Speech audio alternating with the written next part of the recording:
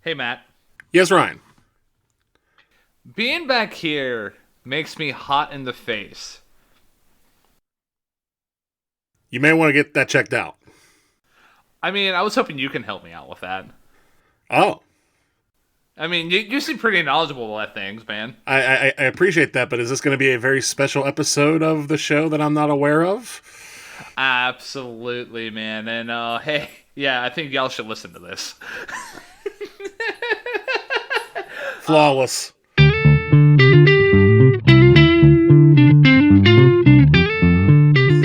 Stuck that landing there, even though, I meandered and I found my footing there. So, yeah, hey, welcome back, everybody. This is another episode of the best music podcast called Hey, Listen to This. He is Matthew Durzik. And he is Ryan Kearns. And every week, essentially, what we do here is Matt and I take turns picking albums that we are essentially going to dissect track by track. It's not going to be as in depth as we're going to talk about what the meaning of this specific phrase and this note is for a whole episode. But we essentially, depending on our feelings about the track, we go tremendously deep into it, or we're just like, hey, yeah, this is cool. So this week, sorry for my belch there, we are discussing an album by Lucy Dacus. The album is called Home Video. And Matt, before we begin, what is your familiarity with Lucy Dacus? Before this episode, pretty much absolute zero. I heard her name. I vaguely knew, who she was, what kind of stuff she did. But had I heard any of her stuff? No, I had not. So this episode and this album was my first true introduction to Lucy Dacus. Yeah.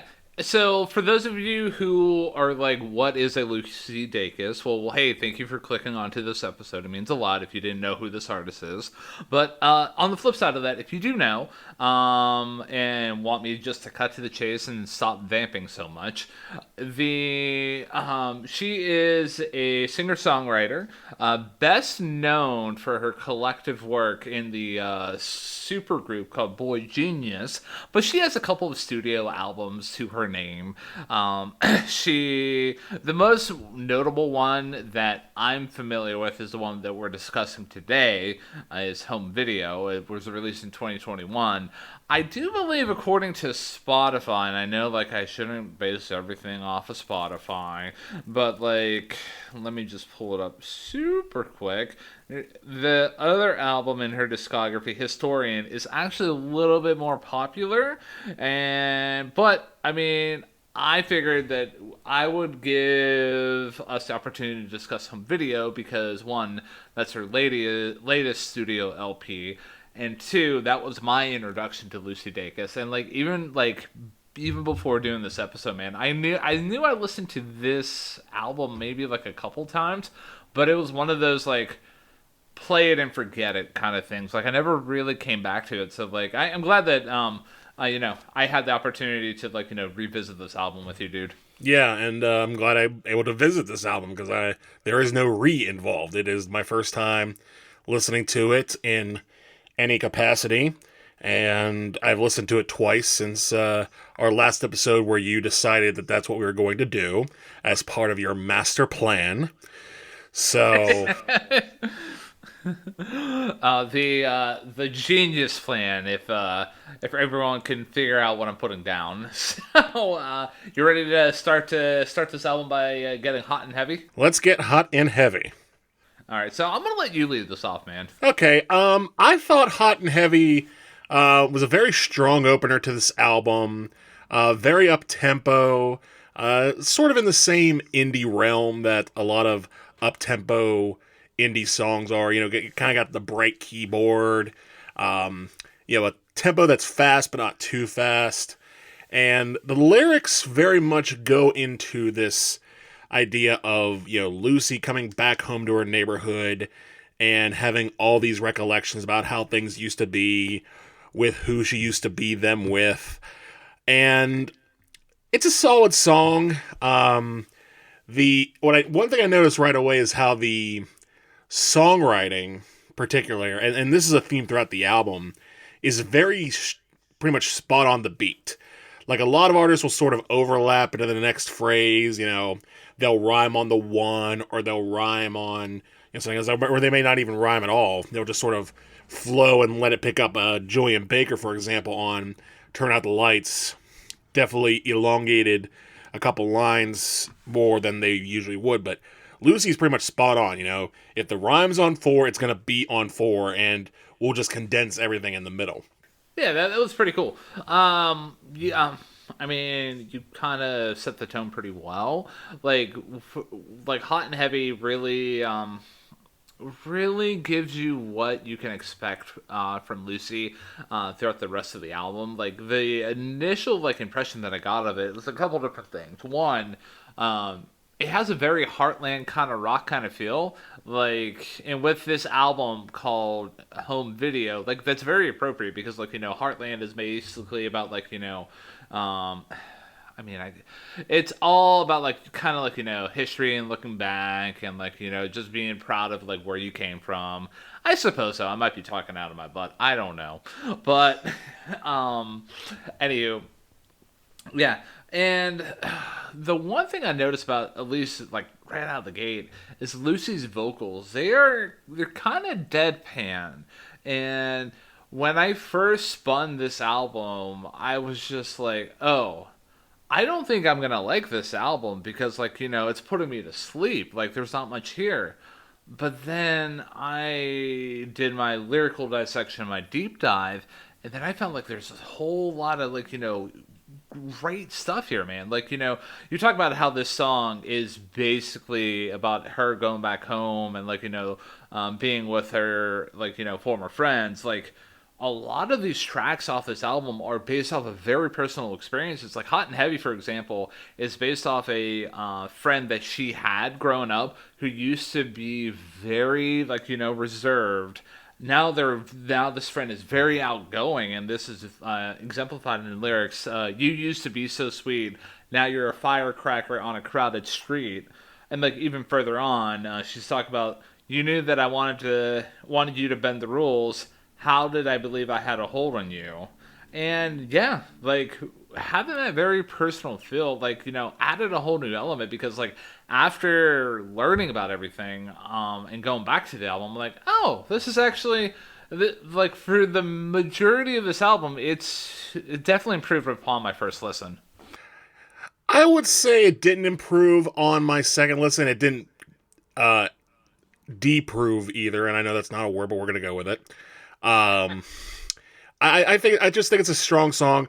My favorite part of the song is the bridge for a very specific reason, because she's talking about how, she's talking about how she comes back home and feels embarrassed and flushed and wishes things were different. And there is this counter between her wanting to go back and talk about things happening over and over and over again, things not changing. And I love how there's the part of her that wants to go back is in a half-time tempo, and when she's singing over and over and over again, it's at the same tempo of the song that's recollecting. I love that. I noticed that the first time I was like, that is awesome. That is an awesome move on her part. As far as what this song's about, though, you mentioned it's about a friendship. I'm going to throw out a couple theories at you. The obvious theory, which is that it may be about a relationship and that the person that she's referring to is an ex of some sort that, used to be different and now is this firecracker that she describes. And another thought I had, because the two times I watched this, because, spoiler, I did watch and listen to all this, to the entire album through YouTube. So I watched the video of this song twice. And the first time, and I still have the same thought, maybe she's talking about her former self. Maybe she's talking about who she used to be compared to who she is now. So that's a theory I have out there too. Yeah, that's a very valid theory, and the awesome stuff, the awesome thing about like songs like this is like like we can take multiple meanings out of them. They're very legit, theories. I mean, it kind of reminds me of our discussion when we did the Joni Mitchell episode. That's an awesome thing about music, and how like an artist Lucy can really have multiple meanings, even though she might have meant this song to mean one thing, we can take it to mean a different thing. One last thing I will say, and then we can go on to Christine, is my favorite part of the bridge. I like as well. I thought it was a good highlight off the album, well, the track here. But the string swells at the end of the track, and how after Lucy gets done singing, how the song just gets a lot more brighter. Like it really opened up everything for me, and yeah, it was a nice way to end off the intro to the album. That's fair. That's fair. Yeah, I really don't have too much more to say other than that's a good, strong start to the album. Yeah. So the next song is called Christine. So we go into the other, I would consider it to be the other side of Lucy Dacus right away. We go into a very tender piano ballad, and this song, it has an interesting story. So this song is basically about Lucy addressing a bad relationship that her really good friend is in, and from what I was able to research, Lucy actually played this specific song for this friend, and that relationship changed completely, and it was a happily ever after kind of thing. So when I heard that story, I'm like, wow, that's actually kind of cool, man. Wow, that is cool, because obviously the passion in which Lucy sings this song and writes the song is very clear and concise. Her lyrics do not mince any words. It doesn't go into any type of, what does she mean by that? No, she means exactly what she means. And the fact that it was played out in real life, it is very fascinating. And as far as the lyrical content, you pretty much did hit the nail on the head as far as what it's about, saying, oh, I wonder how he'll be to you, and ultimately deciding in the end, I hope he's not. Because it's one thing if you turn into a mother because of him. It's another thing if you turn into a wife because of him, and I will not allow for that. Musically, the first two words of my notes say Julian vibes, because we go from a up-tempo, full band effort to pretty much straight guitar, piano, and vocals. So I was very much reminded of Turn Out the Lights almost immediately. And again, I think it's a very good song. Is it one I would seek out over and over again? Probably not. But for what it is on the album, I like it. Yeah. One other thing that I will mention about this track, and then we can move on to the next one. One thing I really can't appreciate, and this kind of reminded me of the tiny details that Phoebe Bridgers built into Punisher. Like in this specific track here, Christine, the backing band with the pianos arpeggiating the strings and the gentle guitar, and just over setting the scene for the whole song. It's a really nice touch. Everything is purposefully chosen, and it adds such a nice flavor, man. But you ready to move on to First Time? Let's go on to First Time. And this is a song that goes back to the same up-tempo vibes musically as Hot and Heavy. And it almost, in a lyrical sense, does too, because while the first song might have been about a relationship, this is almost certain to be about a relationship. She's talking to her ex with the feeling of, how could you do this to me?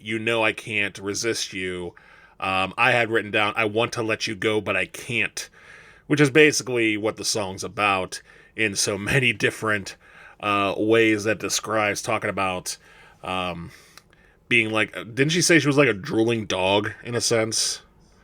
I think so. I don't have the lyrics right in front of me, but yeah, like this song is basically about like just feelings that you get for when you're with somebody for the first time, and not like like in a intimate setting, more of like, hey, you are new to a relationship and you're starting to catch feelings. So like the metaphor about the drooling dog is probably spot on. I'm gonna see if I can pull up those lyrics real quick, and I'm gonna keep vamping here. Let's see. Da, da, da, da, da, da. I do not see it, but it doesn't mean it doesn't exist. So, so what I will say about this song here is, this is kind of a meh song in my opinion, and like a couple things. Like there's like what I mean a meh. It's not a bad song because like I like the driving rock feel that this has, and like there's a section where the verse ends and it leads into the chorus with like spacey elements. It's really good and it kind of really can get behind. But the downsides is the chorus is incredibly weak, and not incredibly weak, but it's a bit weak, and it just I don't know. This is I don't believe that this is playing to the what Lucy can bring to the table, and it just kind of feels empty considering like this song is supposed to be about like how you're developing feelings for the first time for somebody. No, I agree. I pretty much agree with your take on this song, with one exception. That are you talking about the spacey part being at the end of the song, where it kind of vamps a little bit? Is that what you're referring to? I could be. It's been a minute since I actually listened to the song all the way through. Okay. Yeah. Because I was gonna say I thought the vocals on here, because we talked about how good Lucy's singing is already. The vocals are kind of buried on this song. I don't think it was very mixed very well. The lyrics are fine. They're interesting in certain spots, but again, I agree with you. It's kind of a mess song. It's got a good drive, and if you take it away from the album, it's kind of weak on its own. But within the album, it's the context of the whole thing makes it a little better. You probably there's another song that you probably know what I'm gonna like reference, but there's another song later on in the album where the production is it totally takes away from like everything that Lucy brings to the table. So like your idea about how the production kind of really tanked this song here in my eyes, you're probably spot on with that. Good job, man. Well, thank you. So you ready to go to Vacation Bible School? VBS, let's go. My wife says no. So let's see here. I'm gonna let you lead this one off. VBS, okay. Honestly, this song. Well, I'll go into what it is before I get into what I think it is. This song is definitely driving, but not necessarily full force. It's definitely a more mid-tempo song. The lyrics are basically about how Lucy going to Vacation Bible School in 2007, was thinking that she was going to be this good girl who goes to heaven and be pure at heart, and then she meets someone who derails those plans by being moody, but intriguing, but kind of off the beaten path, but also attractive enough to the point where Lucy wants to be with them. And Lucy's saying, I see the good in you, even though you don't, and you're having problems, even though you like listening to Slayer. And basically, the track is summed up by the last lines of the song, which is, you make the dark feel darker than before. Which, in a sense, is Lucy coming to realization that, this dark side that she's heard so much about does seem dark, if not darker, but also that she feels herself being pulled into it. It's a solid song. It's one I would say it did improve the second time around. Because the first time around I was kind of disappointed by it. I thought, oh, Vacation Bible School from a independent artist in 2021. Clearly, this is going to be some highly controversial, witty attack on organized religion. But at the same time, it was like, no, not really. This is just another song about her going against, what she thought was her own morals, going up against someone else. So yeah, I think this is a very solid song. One thing that you did an excellent job like setting the scene once again, man. But one thing that I really noticed with this song specifically is Lucy's ability to really just transport you into the scene right in her like memory. It's almost like I know my wife is going to judge me while she's hearing this, and I don't know the actual term for this device. And you've never seen Harry Potter, so you're gonna be not really as helpful as like I would hope so.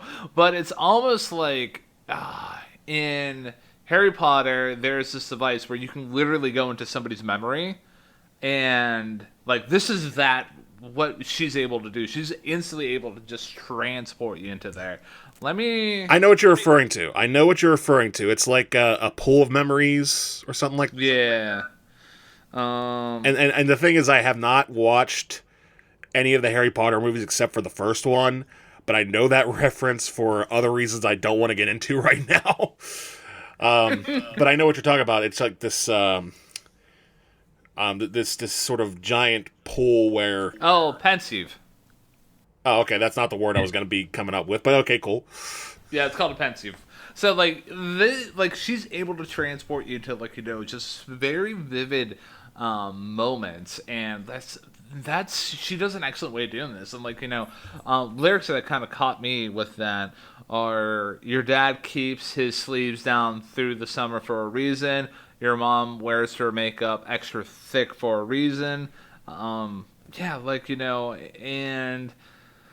the whole Slayer line that you mentioned, I really love how the instrumentation plays out where the lyrics read, while you're going to sleep, your mind keeps you awake and it makes your heart beat fast and loud. And it's getting softer and softer.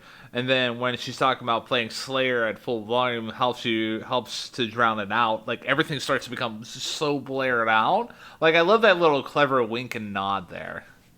I do too, and part of me wishes that every time she performs it in concert, that for just a few bars, she'll just throw in a Slayer song just for kicks and giggles.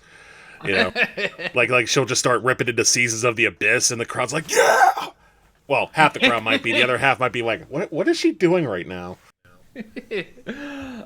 So, yeah, that's all that I have to say about VBS. You ready to move on to Cartwheel? Yeah, let's move on to Cartwheel. All right. So, one thing that I noticed about this song right away, it kind of gave me, vivid images of, just summertime growing up with, lyrics reading here and there, gone again, firefly juice on your skin, you're glowing like an atom bomb, this natural thing that you've undone. And, just the open kind of feel, it almost, there's another song that's coming up here relatively soon. It almost feels like a campfire, backyard song. A little bit. You kind of get some, almost like a more suburban version of a Big Thief song, where they're sitting out on the front porch in suburbia. The grass is nice and flat and cut, and everyone's just trying to be a kid and enjoy themselves. And musically, I think this is one of the loveliest melodies on the entire record, which is mixed with very harrowing lyrics, where she's really starting to struggle with this other person and her perception of them. And in my notes I just have Christine ? Mr. First Time, question mark, neither, question mark, because I don't know which of these two people this song is about, if it's about either of them at all. So whoever it is, she's upset with them, or perhaps upset with herself because of them, but there is an obvious sense of betrayal in the song. And I really do love and appreciate like that, almost kind of like a sinister undertone. Like she plays this off very well in a couple different spots off the album, and like it's almost, it does remind me of that contrasting dynamic that we saw in the Smiths. Cemetery Gates, where like Morrissey's talking about like something very dark, and then like oh hey, everything's happy and kind of fun and cool. So it's a very nice element. And my thoughts about this song as a whole, it's a decent enough song. But in terms of like a standout track, it kind of feels like a very much part of the whole album experience. In that, like it's a good moment in the track listing, but it doesn't stand out in my opinion. I slightly disagree. I think you're right in the for the most part, but I would probably if I would probably put the song in the upper part of songs, the upper rankings. I would probably seek this song more than several of the songs on this album, but I understand where you're coming from. Yeah. So the next song is called Thumbs. Thumbs. And I'll let you kick this one off, man. Okay, now this one does a good job of following up Cartwheel in its sense of dread. Now, while the last one I don't think was explicitly about one particular person, whether it was Christine or Mr. First Time, whoever those people are, I think this is definitely 100% about a lover or an ex, because this is a song about seeking revenge for a lover's anxiety. And honestly, this track is not one of my favorites on the album. I know it was like one of the first singles released. And I will say, the lyrics are very good. The lyrics are very good. Hello, hi, whatever. Hi. You're giving me a look. I'm a little concerned about what you're going to say in the coming minutes. But I will say again, the lyrics are very good. I particularly like the last set of lyrics, how she states that you don't have to owe anyone anything simply because they are related by blood. I thought that's a very good line, a very good lesson in the song. And just overall, the feeling of anxiety that's being presented, and how you're in a situation where they're used to being a certain level of antagonized by family or being antagonized by someone close to them, and you just feel, well, wait a minute, this is unjust, this is wrong, I like you, why don't they like you the way I like you? But as she says in the song, oh, well, you're just used to it, and that's why you're still smiling, in a sense. You're used to this kind of stuff. I love those lyrics. My problem with the song is just how these lyrics that are so vengeful and angry and almost psychotic in a sense, because she's talking about, digging into the irises of someone's eyeballs, is coming over this very ethereal, wispy. I wouldn't even say wispy. Wispy is, light and featherful. This is just, a very dour, sad, almost anorexic backing track. And to me, it just doesn't quite mix at all. It really doesn't. Like, it's not the worst thing I've ever heard, and it's certainly not agitating on the level of like Swamp or whatever the first track off Yeezus was, or countless others we've talked about. But it's not one of my favorites on this album. I absolutely disagree with you, man. Go for it. I mean, I respectfully disagree with you, man. So, like, this is probably my second favorite track off the album. And this is another pensive moment where, like, Lucy wrote this song, like, literally as a means to exercise her demons that involve her feelings towards her dad. What I was able to read, like, the story that she was telling, like, she got this line stuck in her head, like, "Oh, you don't owe him anything."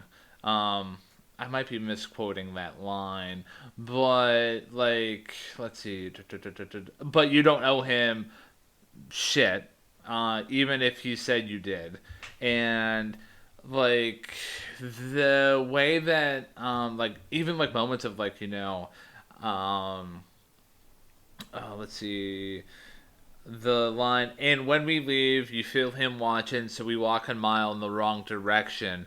And yes, like there could be an artistic choice of like, really kind of digging in and like really driving home the feelings of anxiety and even maybe have like, even like maybe a slightly minor touch. But the way that walked away from the song, I really dug the fact that it was mainly just about Lucy and her mindset. And like, if you could really just sink your teeth into it, like, I was rewarded. I know it's not everybody's cup of tea, and I can respect that in hindsight. But the line about like, imagining the thumbs on the irises pressing in until they burst, like, holy cow, dude, that was a sick line. Again, I will say the lyrics are very good, and this is not a bad song. Again, just not one of my favorites, purely because of the sonics and the music. But that's the only weak part of this song. If this was brought in, if she had done this with like an acoustic guitar or something like that, I think it might have been a whole lot better. But that's just my opinion. I would say overall, that's what, with the exception of like a couple tracks here or there, that's what Lucy kind of brings to the table, though. Like, like kind of like, okay instrumentation and like, really passionate lyrics. I just seem to get sucked up into this song specifically. It might have been the line about thumbs, and I really kind of like the idea of like, so like when I referenced the line about walking a mile in the wrong direction, like at this point in the song, they were at a bar, they met the dad. The dad's like, "Hey, I can give you a ride home," and like the two protagonists are like, "Nah, man, I'm good." So they start walking, and they feel the dad watching, so they walk a mile in the wrong direction. Like I kind of like, I really did like that line. But yeah, like there's a whole different, whole like, there's a lot to get into in terms about the lines that I love here. But I think I covered it pretty well. You did, and I think this is a solid song. It's a greatly written song that I would have preferred a better backing. That's all I'll say about that. It's not my least favorite song on the album, if that makes you feel any better.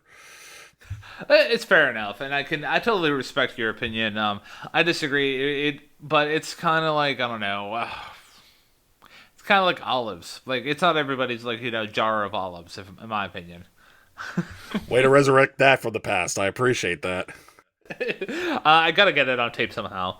So the next song is called "Going, Going, Gone," and it's, in my opinion, this is a very cute song. And you know what it reminded me of? It reminded me of like a song that you hear off the Juno soundtrack. You ever see the movie Juno? I have not seen it the whole way through. I've seen bits and pieces of it, but I completely understand where you're coming from with that. Yeah. And like this whole song is basically about the progression of innocence to how life can corrupt you to like, what you fear life can become. Like, the first verse is a boy meets girl. The second verse, um, um, let's see. Lyrics that I want to highlight about like the corruption element of life is like pulling teeth out of a cloud. The bloody battle ended. No, the sun can't break the habit of going down. And third verse is basically what life is. Like, Daniel in 10 years grabbing asses, spilling beers. Another 10, he'll have a daughter. She'll grow up and he can't stop her. And yeah, like I kind of, I do like the, it's not really mainly about like a specific story that Lucy has, but the way that she's able to like spell out life as a whole, it's overall a solid track. But in my opinion, it feels like another like part of the whole experience instead of being a very individual highlight. Again, I slightly disagree with that. I mean, I mostly agree, but I would say this is another song I would put a little higher than you. I think that I'm surprised that this was recorded in 2021 because it sounds like something that would have been played at MGN when we were in college. Very heavy on the indie feel, very heavy on the ukulele, very sing-songy, and I think the vast variety of stories that are in the song, I think centralize the lyrics to the theme of this whole album, which is, home videos. Like, this is just Lucy recalling her memories one by one and sort of adding it to this theme of, looking back to the past and seeing how someone has moved on and I'm still sort of, looking back on these memories. Um, and in a sense, this is almost a sequel or a follow up to Hot and Heavy because the themes are very similar in that regard. Um, is it my favorite song on the album? No. Do I like it? Yes. And again, I'm just very surprised that it wasn't recorded in 2011. Yeah. All right. I think we pretty much hit that right on the head. You ready to move on to Partner in Crime? Let's do it. You want to lead this one off? Sure. So this song um, goes into more of the up tempo, or at very least, full band that we haven't seen in a few songs at this point. I think the last song that was full band might have been VBS. Um, and honestly, I'll just come out and say it. This is my least favorite song on the album right here. Because for a couple reasons. The lyrics are not that great. The instrumental backing is okay, but the mixing at the end with the auto tune and how everything just sort of swirls together, kind of like it did at the end of First Time, but somehow worse. I'm just really not a fan of this song really that much. Is it a terrible song? No. Is it my least favorite song on the album? Yes. The way I sort of envisioned it, it's almost like if 2008 era MGMT did a song with 2008 era Taylor Swift. A very I'm in love with you cutesy type of song with a basic electronic backing band that was sort of similar to, what was popular at the tail end of the aughts. You did a very awesome job, um, basically spelling out this interesting song here. um, so easily my least favorite song off the album. And like the reason why I take issue with it, so like my right off the gate, like the thing that I really took issue with is the autotune, and like the production on this track is just horrible, dude. Like it just seems too blown out and artificial, and like that's it takes away from what Lucy brings to the table, like 100%. And like I didn't even bother to like write down any lyrics because like I couldn't get over the fact that this was just such hot garbage. And like I just like there's times where you can use auto tune pretty well, like Post Malone does it pretty earnestly, not maybe earnestly. I don't mind it when Post Malone does it, and like there's other artists who can use it like very deliberately, but Lucy.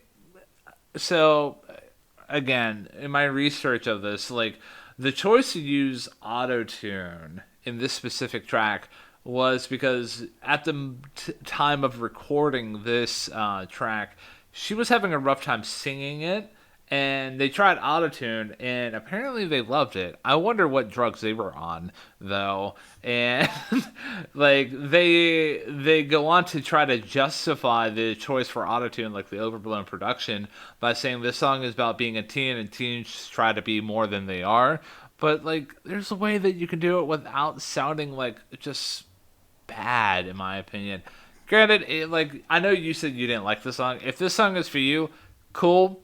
We obviously have two different tastes in music, um, but like as far as for me, like this is an instant skip and instant least favorite track off the album, and this brought the whole track down by a whole point. Wow. I gotta be honest with you. I didn't hate it that much, but yeah, it's very out of place and just it doesn't work well with the album. Not just musically, but lyrically too. I think this is probably Lucy's weakest songwriting on the album because again, it very much just those repeated lines of "Do you love me? Do you love me not?" Like that's like if this honestly, if this was these lyrics were over the backing beat of something like Thumbs, like would add sort of a sinister tone to it. It was like, okay, they're being ironic, and I might appreciate it more. But it's played so straight into the bone, or really to the fluff that is in front of the bone, that it just again it's not a great track, and definitely the weak point of the album. So you ready to move on to Brando? Let's move on to Brando. Because I'm done talking about partner in crime, and I think you are too, man. Oh, I am too. So, with this track here, I think that this is the next biggest single off the album because if I'm not mistaken, the only music videos that came out for this album were Hot and Heavy and then Brando. And Brando, the music video for it is not really much of a music video. It's more of like a montagey kind of thing. But well, this is not hey watch this. This is hey listen to this. So I'm going to talk about the music. So the my instant thought is, oh, thank God we're back to the flow of the album after going off of the partner in crime there. And one thing that I really do appreciate about this track is the way that this chorus flows. It flows fairly nicely, man. Oh, I agree. And you pretty much hit the nail on the head as far as the feeling of yeah, let's get back to this feel that we had earlier because the backing band is strong. It's a good up tempo number. And the lyrics do a good job of describing how this guy that she's hanging out with, or this person, we're not sure if it's a friend or a more than friend, but we know it's a guy, and we know that it's a guy that thinks he's good at being old Hollywood and knowing movies and being a nerd, and she's just like, yeah, sure, all right, whatever. This is, I mean, and honestly, this does thematically, it's not too much different from Partner in Crime, but it does it so much better. It gets to that feeling of, here's what you think about yourself, and here's what I think, and let's see if this works. It's just a much better song, and I think the music video, like you said, it's a montage, is pretty cute. I mean, it's just a lot of people dancing to Lucy's song and singing along, which, is pretty cool to have a song and have enough clout where you can be like, hey, can you do this for me? So is it like a super like introspective track that's like in depth in a way that Hot and Heavy or something like Cartwheel is? Not necessarily, but it's a good track. It's a fine track. Deserved to be a single. And by the way, and not to be the actually guy, but there was a third video for this album, and that was for BBS. Oh, okay. I'll have to check it out, man. And okay, I mean, you could be the actually guy because I feel like sometimes I'm that guy. So you're more than welcome to wear that same hat. So we can share that hat, man. Okay. And one other thing that I'm gonna just say about this, because like while I can go with the lyrics, Matt did a great job, basically spelling the themes out here. Is again, talk about like how this song contrasts so well. It's almost like that warm bowl of soup that Matt referenced in our Kanye West episode. In that you go from a really bad song to this here, and the production on here is overall really great, dude. Like this is probably, I'm gonna change my ranking here. This is essentially my second favorite song off the album. Like it drops thumbs down to third. We're coming up to my favorite song here relatively quick, but like the production that I really loved here is you can really hear the different elements really well, like the acoustic guitars, splashy electric guitars, drums, and keys. Like everything adds its own little element, and again, it's purposefully chosen, and it adds like a nice overall feel. Is this like a big song? No, not at all. But it's a good song, man, and I'm glad that I was able to listen into this a little bit further because upon like initial spin of it, I was just like, oh, this is kind of like a whatever song. But overall, it really grew on me. Yeah, I agree. And I will say, to transition into our next song, if Brando is a warm bowl of soup, Please Stay is the unlimited breadsticks. We have so many food metaphors on our podcast, and I love it, man. So I will. You gonna go into the breadsticks? Actually, I'll let you go into the breadsticks first. Okay, so please stay. The way that I was able to walk away from this track here, it reminded me of. Let me just take a look here. Okay, so it's a very tender, slow build of a song, and it is focused on Lucy's vocals, at least starting out with some minor harmonies, and like this song is basically about like directly addressing somebody who isn't doing the best things for themselves, and this is exemplified in the lyrics. The books on your shelf that you never read, the hunting knife you kept by your bed, the flowers you dried and tied up with twine suspended from the ceiling. And overall, this is kind of an understated song, but I really dig it, man. I can get behind this track. I can too, and I would say it's probably tied with Cartwheel as my favorite song on the album, and for very similar reasons. The first two words I wrote as far as my review for this song were Phoebe vibes, and then I started listening. I was like, wait a minute, those harmonies sound a little suspicious. I wonder, and so I looked at the personnel for this album, and sure enough, not only Phoebe Bridgers but Julian Baker sang harmony on this song, which is basically making this a warm-up song for boygenius, which is not a bad thing. And because I think the singing and harmonies are the best on this album by far. I didn't think the songwriting was as strong per se as Cartwheel, or even Thumbs to a degree, but again, musically, it all doesn't matter. It's just a very pleasant, very strong song. That again, I think mixes the. Am I wrong in saying this? Reminded me a lot of Graceland 2? I would have to spin it again, but I don't believe that you would be wrong in that because if I'm not mistaken, I think she wrote this in when she was in Nashville, probably hanging out with Julian at the time. But I do not believe you would be wrong, man. Okay. You're like, I just needed affirmation. So you ready to finish off this album with Triple Dog Dare? Triple Dog Dare. Let's do it. All right, so I'm just gonna come out and say it. This is my favorite track off the whole album right now. And then, it's kind of like, oh hey, Ryan's gonna choose the last track as his favorite track, but it's such a good track, man. Like there's a moment, well, I'll at least set the scene and then we can continue our discussion. I love how this album is called Home Video, and the opening set of lyrics are literally, I'm not tired yet, we still got a lot to figure out. Like, what was the end of the movie about anyways? Yeah. I will not say that this is my favorite song on the album, but I will say that my feelings on it are much stronger than Thumbs.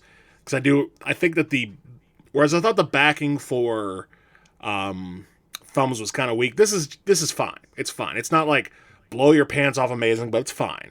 And the lyrics are very good, like you said. Whether it's starting about, what was the movie for anyway, pretty much invoking the feeling of, that youthful spirit of being a kid again, by saying, if we run away from here, I triple dog dare you to do it.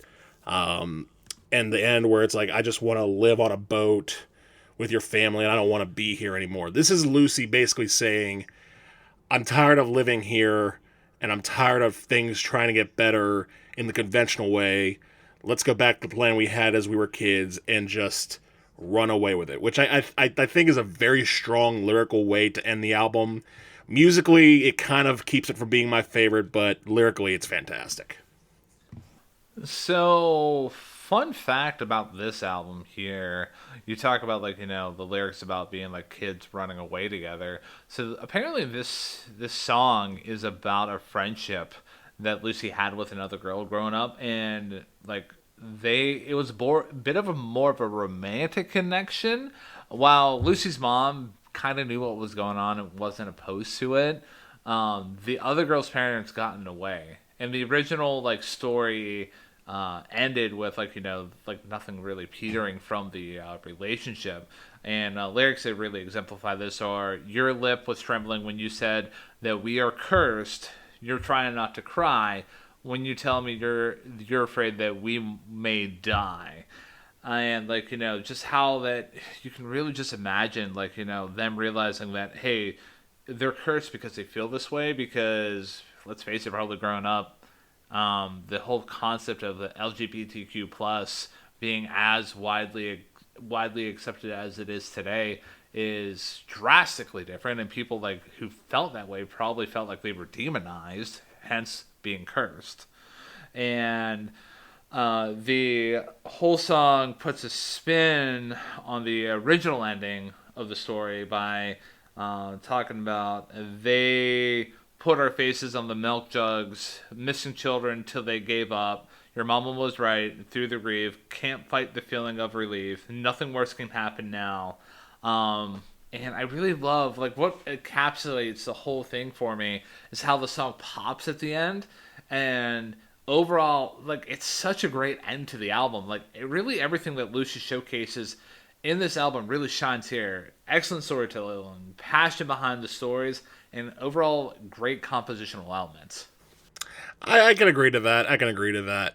Again, it's you talk about how songs in the album work better in the album than on their own. I would say that 100% about this one. On its own, it's all right, but in the context of the album, it's a great closer. All right, so we did it, man. We got done with the home video. Yes, and as always, be kind. Please rewind.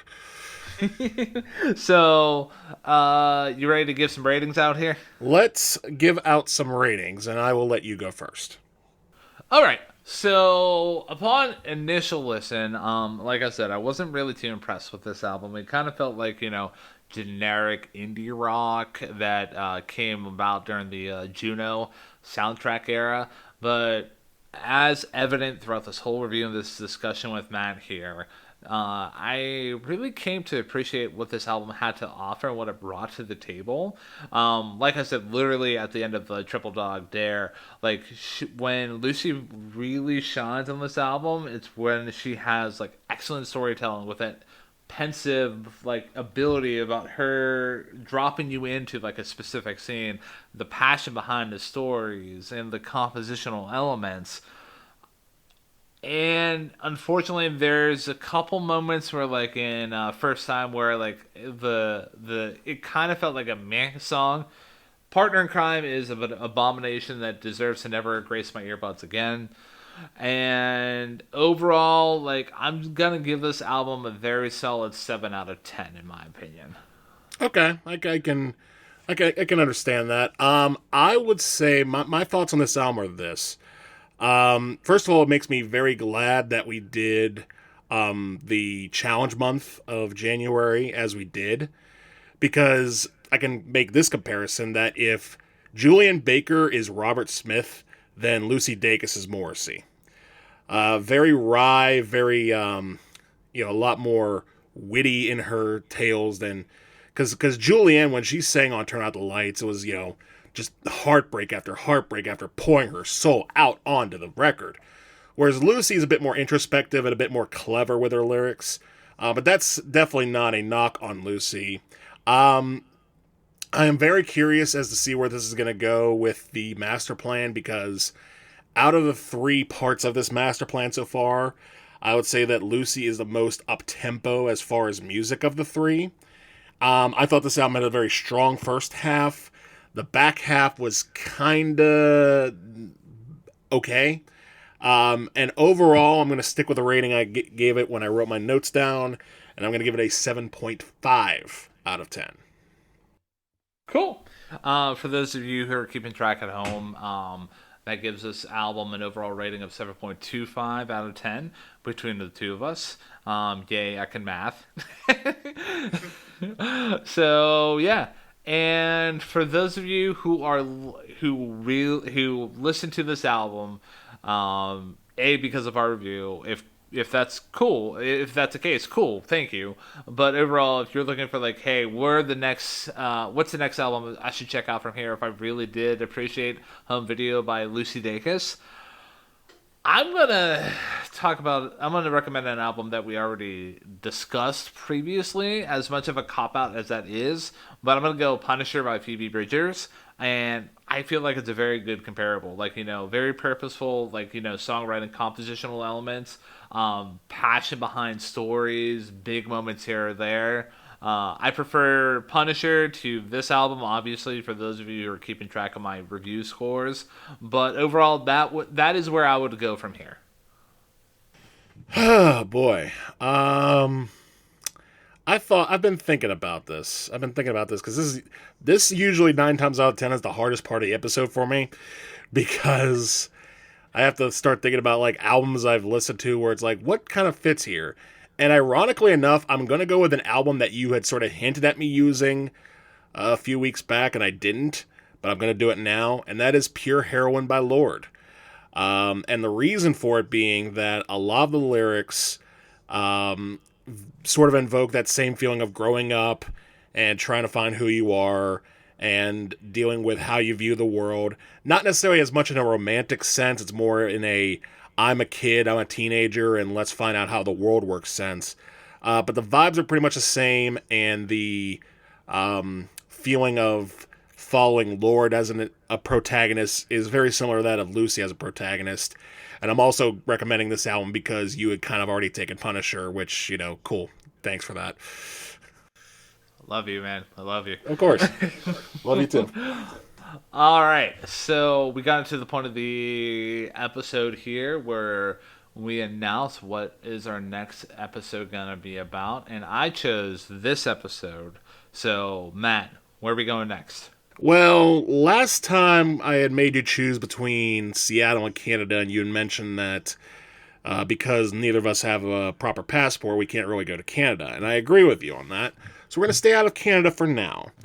Oh, okay. I thought we were going to go to Canada. I was prepared. We're not going to Canada just yet. But we are going to go to the other side of the country. We are going to go to the mystical, magical land of New Jersey. And our next album that we're going to talk about is Born to Run, the 1975 release by one Bruce Springsteen. Oh, okay. This is going to be a fun album for me. And why is that? We'll save it until like the episode, okay? Okay. All right. So, yeah. Any other thoughts on Home Video before we kick it out here? All I'll say is that I'm very intrigued to find out how this master plan is going to sound when it reaches its apex. Well, it's gonna be a hell of a record, if you know what I mean. Anyways, so if you reached the end of this podcast here, and you liked what you heard, best way that you can support me and Matt at this time is just rate the podcast on your podcasting platform of choice. If you are listening to this on YouTube, subscribe, give us a thumbs up. And if you guys if you guys want to support us even further and get rewarded for your support, we are running a contest until the tail end of March. I think it's like the 23rd. I think it's either the 23rd or the 21st, I want to say. The details are basically going to be on our Facebook page. That you can find that going to facebook.com /TT Hey Listen. There, like, you'll see a post. You might have to scroll down maybe like one or two posts, basically outline the rules. It's basically your standard like ways that you can support us most directly. But that being said, if you guys are looking to find us on other platforms, we have Facebook, Instagram, Twitter, Threads. Like I alluded to, we have a YouTube channel. TT Hey Listen is the tagline. If you guys want to write to us directly, the email is tthheylisten@gmail.com. But for the last time in this episode, he is Matthew Durzik. He is Ryan Kearns. And I triple dog dare you to try the rips.